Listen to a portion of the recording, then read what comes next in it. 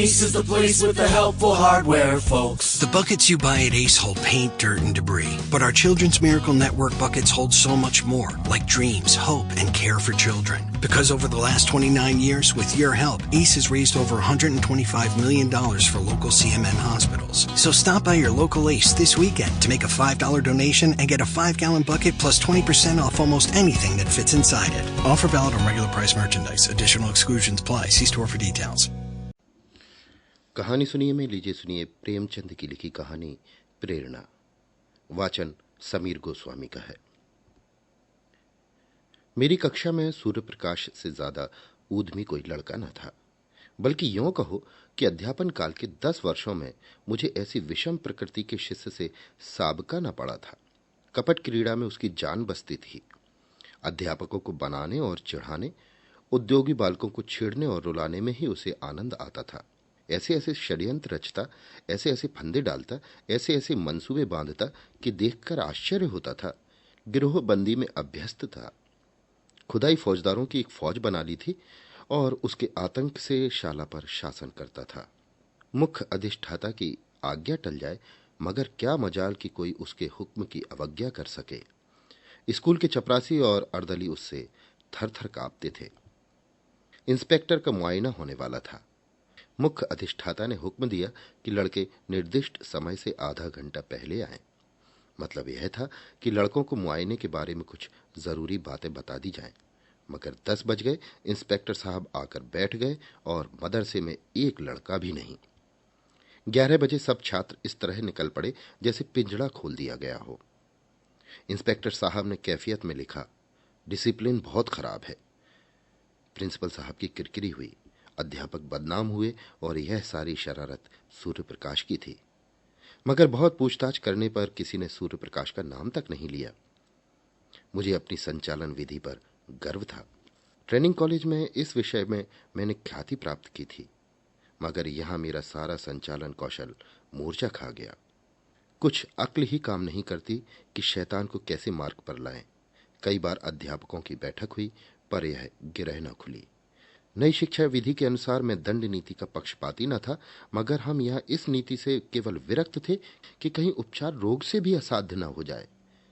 सूर्य प्रकाश को स्कूल से निकाल देने का प्रस्ताव भी किया गया, पर इसे अपनी अयोग्यता का प्रमाण समझकर हम इस नीति का व्यवहार करने का साहस न कर सके। 20-22 अनुभवी और शिक्षण शास्त्र के आचार्य एक 12-13 साल के उद्दंड बालक का सुधार न कर सके, यह विचार बहुत ही निराशाजनक था। यूं तो सारा स्कूल उससे त्राही त्राही करता था, मगर सबसे ज्यादा संकट में मैं था, क्योंकि वह मेरी कक्षा का छात्र था और उसकी शरारतों का कुफल मुझे भोगना पड़ता था। मैं स्कूल आता तो हरदम यही खटका लगा रहता था कि देखें आज क्या विपत्ति आती है। एक दिन मैंने अपनी मेज की दराज खोली तो उसमें एक बड़ा सा मेंढक निकल पड़ा। मैं चौंक कर पीछे हटा तो क्लास में एक शोर मच गया। उसकी ओर सरोष नेत्रों से देखकर रह गया। सारा घंटा उपदेश में बीत गया और वह पट्ठा सिर झुकाए नीचे मुस्कुरा रहा था। मुझे आश्चर्य होता था कि यह नीचे की कक्षाओं में कैसे पास हुआ।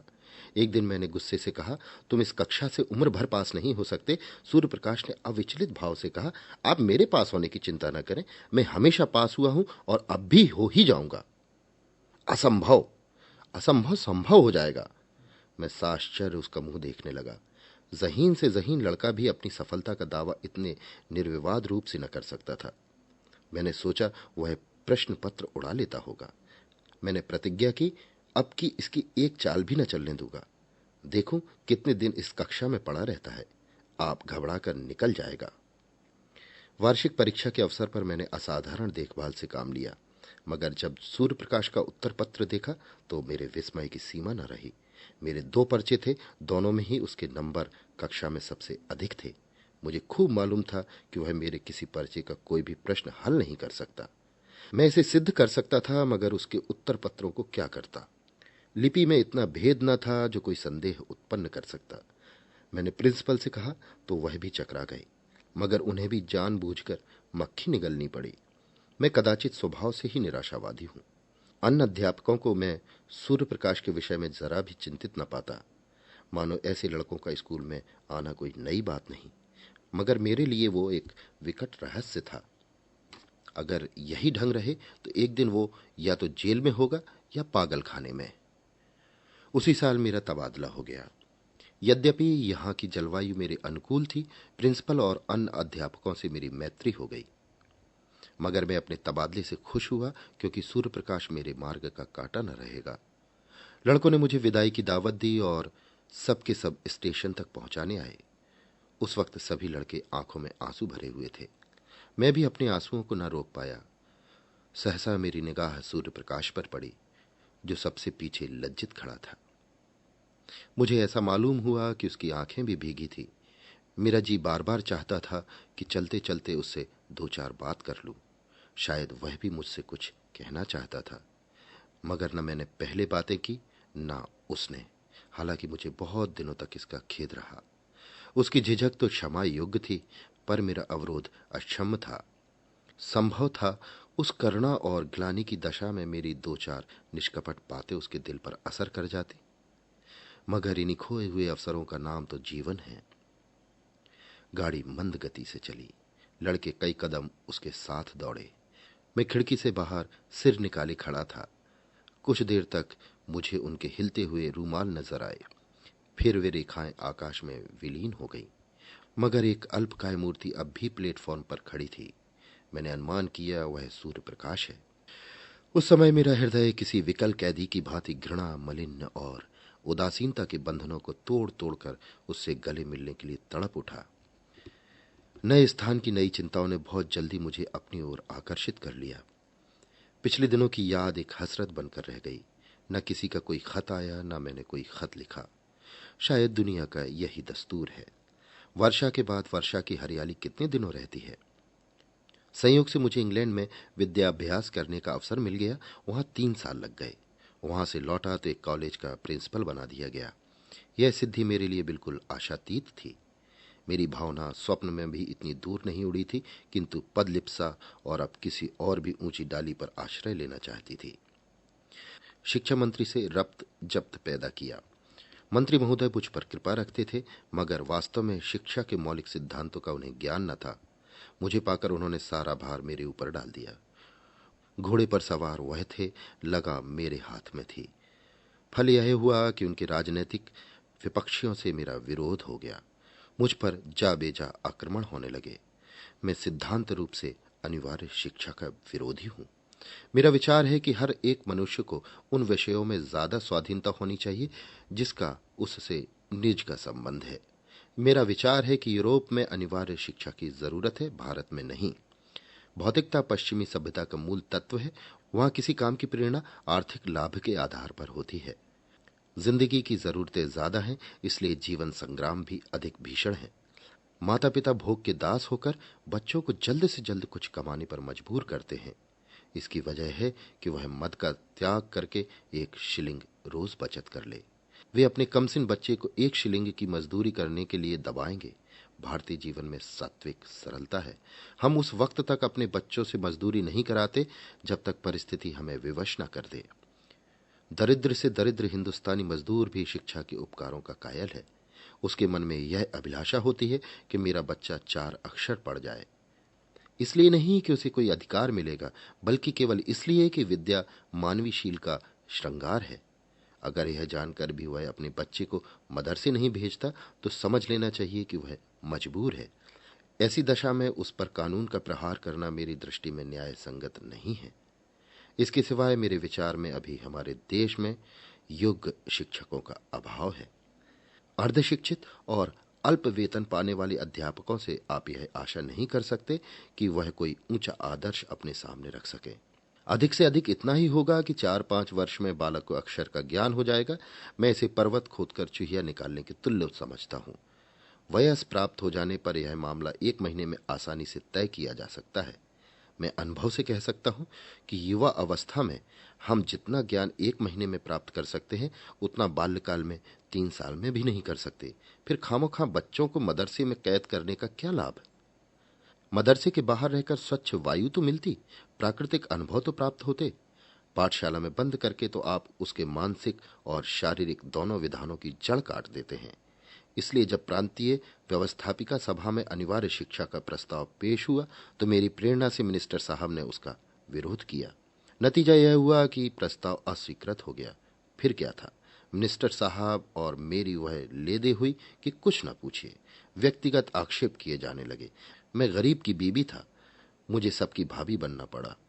देशद्रोही उन्नति का शत्रु और नौकरशाही का गुलाम कहा गया। मेरे कॉलेज में जरा सी भी कोई बात होती तो काउंसिल मुझ पर वर्षा होने लगती। मैंने चपरासी को पृथक किया। सारी काउंसिल पंजे झाड़कर मेरे पीछे पड़ गई। आखिर मिनिस्टर को मजबूर होकर उस चपरासी को बहाल करना पड़ा। यह अपमान मेरे लिए असह्य था। शायद कोई भी इसे सहन न कर सकता। मिनिस्टर साहब से मुझे शिकायत नहीं, वो मजबूर थे। हाँ, इस वातावरण में काम करना मेरे लिए दुस्साध्य हो गया। मुझे अपने कॉलेज के आंतरिक संगठन का भी अधिकार नहीं। अमुक क्यों नहीं परीक्षा में भेजा गया? अमुक के बदले अमुक को क्यों नहीं छात्रवृत्ति दी गई? अमुक अध्यापक को अमुक कक्षा क्यों नहीं दी जाती है? इस तरह के सारहीन आक्षेपों ने मेरी नाक में दम कर दिया। इस नई चोट ने मेरी कमर तोड़ दी। मैंने इस्तीफा दे दिया। मुझे मिनिस्टर साहब से इतनी आशा अवश्य थी कि वे कम से कम इस विषय में न्यायपरायणता से काम लेंगे, मगर उन्होंने न्याय की जगह नीति को मान्य समझा और मुझे कई साल की भक्ति का यह फल मिला कि मैं पदच्युत कर दिया गया। संसार का ऐसा कटु अनुभव मुझे अब तक न हुआ था। ग्रह भी कुछ पूरे आ गए थे। उन्हीं दिनों पत्नी का देहांत हो गया। अंतिम दर्शन भी न कर सका। संध्या समय नदी तट पर सैर करने गया था। वे कुछ अस्वस्थ थी। लौटा तो उनकी लाश मिली। कदाचित हृदय की गति बंद हो गई थी। इस आघात ने कमर तोड़ दी। माता के प्रसाद और आशीर्वाद से बड़े बड़े महान पुरुष कृतार्थ हो गए थे। मैं जो कुछ हुआ पत्नी के प्रसाद और आशीर्वाद से हुआ। वे मेरे भाग्य की विधात्री थी। कितना अलौकिक त्याग था, कितना विशाल धैर्य। उनके माधुर्य में तीक्ष्णता का नाम भी न था। मुझे याद नहीं आता कि मैंने कभी उनकी भ्रुकुटी संकुचित देखी हो। निराश होना तो जानती ही न थी। मैं कई बार सख्त बीमार पड़ा हूं। वैद्य भी निराश हो गए, पर वे अपने धैर्य और शांति से अणु मात्र भी विचलित नहीं हुई। उन्हें विश्वास था कि वे अपने पति के जीवन काल में मरेंगी, और वही हुआ भी। मैं जीवन में अब तक उन्हीं के सहारे खड़ा था। जब वो अवलंब ही ना रहा तो जीवन कहाँ रहता? खाने और सोने का नाम जीवन नहीं है। जीवन नाम है सदैव आगे बढ़ते रहने की लगन का। यह लगन गायब हो गई। मैं संसार से विरक्त हो गया और एकांतवास में जीवन के दिन व्यतीत करने का निश्चय करके एक छोटे से गांव में जा बसा। चारों तरफ ऊंचे ऊंचे टीले थे। एक ओर गंगा बहती थी। मैंने नदी के किनारे एक छोटा सा घर बना लिया और उसी में रहने लगा। मगर काम करना तो मानवीय स्वभाव है। बेकारी में जीवन कैसे कटता? मैंने एक छोटी सी पाठशाला खोल ली। एक वृक्ष की छाह में गांव के लड़कों को जमा कर कुछ पढ़ाया करता था। उसकी यहां इतनी ख्याति हुई कि आसपास के गांव के छात्र भी आने लगे। एक दिन मैं अपनी कक्षा को पढ़ा रहा था कि पाठशाला के पास एक मोटर आकर रुकी और उसमें से जिले के डिप्टी कमिश्नर उतर पड़े। मैं उस समय केवल एक कुर्ता और धोती पहने हुए था। इस वेश में एक हाकिम से मिलते हुए शर्म आ रही थी। डिप्टी कमिश्नर मेरे समीप आए तो मैंने झेंपते हुए हाथ बढ़ाया, मगर वह मुझसे हाथ मिलाने के बदले मेरे पैरों की ओर झुके और उन पर सिर रख दिया। मैं कुछ ऐसा सिर पिटा गया कि मेरे मुंह से एक शब्द भी न निकला। मैं अंग्रेजी अच्छी लिखता हूं, दर्शन शास्त्र का भी आचार्य हूं, व्याख्यान भी अच्छे दे लेता हूं, मगर इन गुणों में एक भी श्रद्धा के योग्य नहीं। श्रद्धा तो ज्ञानियों और साधुओं ही के अधिकार की वस्तु है। अगर मैं ब्राह्मण होता तो एक बात थी, हालांकि एक सिविलियन का किसी ब्राह्मण के पैरों पर सिर रखना भी अति चिंतनीय है। मैं अभी इसी विस्मय में पड़ा हुआ था कि डिप्टी कमिश्नर ने सिर उठाया और मेरी तरफ देखकर कहा, आपने शायद मुझे पहचाना नहीं। इतना सुनते ही मेरे स्मृति नेत्र खुल गए। बोला, आपका नाम सूर्य प्रकाश तो नहीं है? जी हां, मैं आपका वही अभागा शिष्य हूं। 12-13 वर्ष हो गए। सूर्य प्रकाश ने मुस्कुराकर कहा, अध्यापक लड़कों को भूल जाते हैं पर लड़के उन्हें हमेशा याद करते हैं। मैंने उसी विनोद के भाव से कहा, तुम जैसे लड़कों को भूलना असंभव है। सूर्य प्रकाश ने विनीत स्वर में कहा, उन्हीं अपराधों को क्षमा कराने के लिए सेवा में आया हूं। मैं सदैव आपकी खबर लेता रहता था। जब आप इंग्लैंड गए तो मैंने आपके लिए कई बार बधाई पत्र लिखा, पर उसे भेज न सका। जब आप प्रिंसिपल हुए, मैं इंग्लैंड जाने को तैयार था। वहां मैं पत्रिकाओं में आपके लेख पढ़ता रहता था। जब लौटा तो मालूम हुआ कि आपने इस्तीफा दे दिया और कहीं देहात में चले गए। इस जिले में आए मुझे 1 वर्ष से अधिक हुआ, पर इसका जरा भी अनुमान न था कि आप यहाँ एकांत सेवा कर रहे हैं। इस उजाड़ गांव में आपका जी कैसे लगता है? इतनी ही अवस्था में आपने वानप्रस्थ ले लिया। मैं नहीं कह सकता कि सूर्य प्रकाश की उन्नति देखकर मुझे कितना आश्चर्यचकित आनंद हुआ। अगर वह मेरा पुत्र होता तो भी इससे अधिक आनंद न होता। मैं उसे अपने झोपड़े में लाया और अपनी राम कहानी कह सुनाई। सूर्य प्रकाश ने कहा, तो कहिए कि अपने ही एक भाई के विश्वासघात के शिकार हुए। मेरा अनुभव तो बहुत कम है, मगर इतने ही दिनों में मुझे मालूम हो गया है कि हम लोग अपनी जिम्मेदारियों को पूरा करना नहीं जानते। मिनिस्टर साहब से भेंट हुई तो पूछूंगा कि क्या यही उनका धर्म था। मैंने जवाब दिया, भाई उनका दोष नहीं। संभव है इस दशा में मैं भी वही करता जो उन्होंने किया। मुझे अपनी स्वार्थ लिप्सा की सजा मिल गई और उसके लिए मैं उनका ऋणी हूं। बनावट नहीं, सत्य कहता हूं कि यहां मुझे जो शांति है वो और कहीं ना थी। इस एकांत जीवन में मुझे जीवन के तत्वों का वो ज्ञान हुआ जो संपत्ति और अधिकार की दौड़ में किसी तरह संभव न था। इतिहास और भूगोल के पोथे चाटकर यूरोप के विद्यालयों की शरण जाकर भी मैं अपनी ममता को न मिटा सका, बल्कि यह रोग दिन दिन और असाध्य होता जाता था। आप सीढ़ियों पर पांव रखे बगैर छत की ऊंचाई तक नहीं पहुंच सकते। संपत्ति की अट्टालिका तक पहुंचने में दूसरी जिंदगी ही जीनों का काम देती है। आप उन्हें कुचलकर ही लक्ष्य तक पहुंच सकते हैं। वहां सौजन्य और सहानुभूति का स्थान ही नहीं। मुझे ऐसा मालूम होता है कि उस वक्त मैं हिंसक जंतुओं से घिरा हुआ था और मेरी सारी शक्तियां अपनी आत्मरक्षा में लगी रहती थी। यहाँ मैं अपने चारों ओर संतोष और सरलता देखता हूँ। मेरे पास जो लोग आते हैं कोई स्वार्थ लेकर नहीं आते और न मेरी सेवाओं में प्रशंसा या गौरव की लालसा है। ये कहकर मैंने सूर्य प्रकाश के चेहरे की ओर गौर से देखा।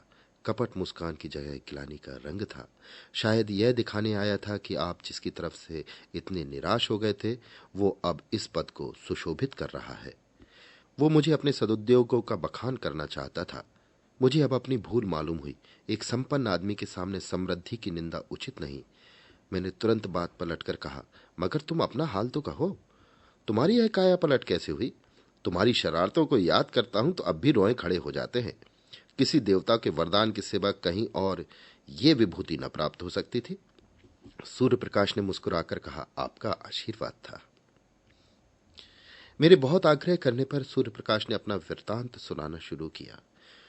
आपके चले जाने के कई दिन बाद मेरा ममेरा भाई स्कूल में दाखिल हुआ। उसकी उम्र 8-9 साल से ज्यादा न थी। प्रिंसिपल साहब उसे हॉस्टल में न लेते थे और न मामा साहब उसके ठहरने का प्रबंध कर सकते थे। उन्हें इस संकट काल में देखकर मैंने प्रिंसिपल साहब से कहा, उसे मेरे कमरे में ठहरा दीजिए। प्रिंसिपल साहब ने इसे नियम विरुद्ध बतलाया। इस पर मैंने बिगड़कर उसी दिन हॉस्टल छोड़ दिया और एक किराए का मकान लेकर मोहन के साथ रहने लगा। उसकी मां कई साल पहले मर चुकी थी।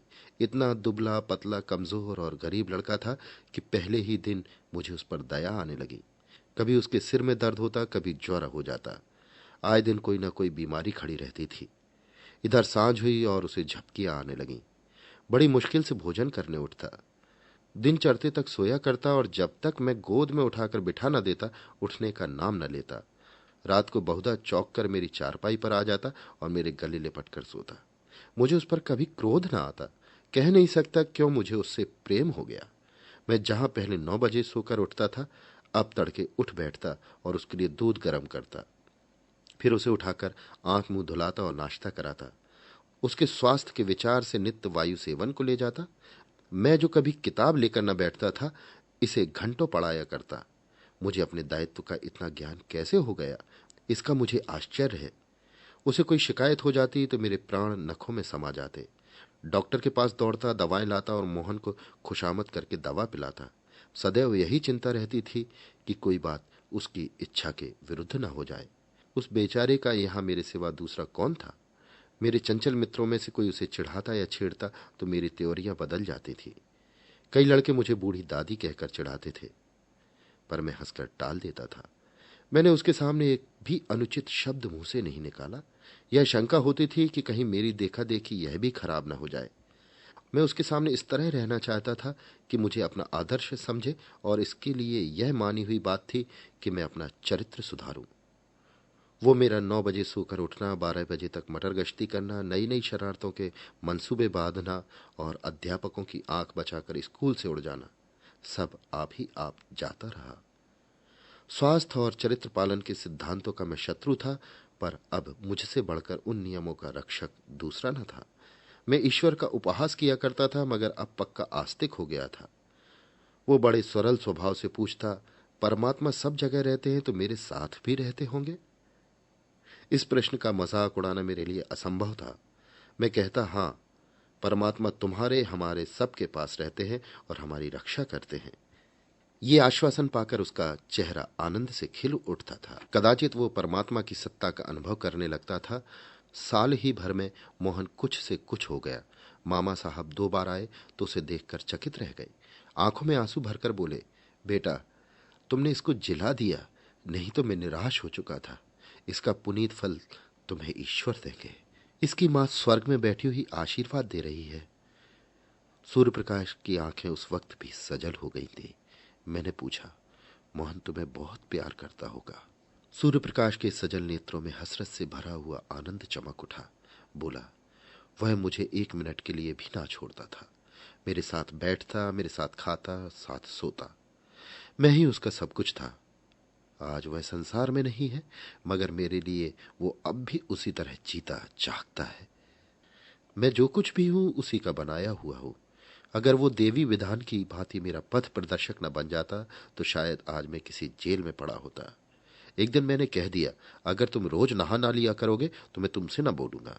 नहाने से वह न जाने क्यों जी चुराता था। मेरी धमकी का फल यह हुआ कि वह नित्य प्रातः काल नहाने लगा। कितनी ही सर्दी क्यों न हो, कितनी ही ठंडी हवा चले, लेकिन वह स्नान अवश्य करता था। देखता रहता था मैं किस बात से खुश होता हूं।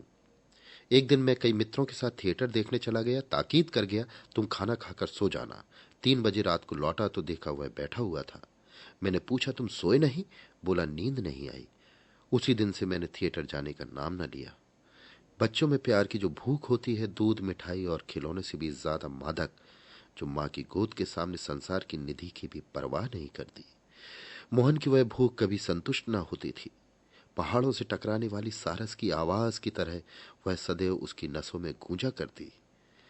जैसे भूमि पर फैली हुई लता कोई सहारा पाते ही उससे चिपट जाती है, वही हाल मोहन का था। वो मुझसे ऐसा चिपट गया था कि पृथक किया जाता तो उसकी कोमल बेली के टुकड़े टुकड़े हो जाते।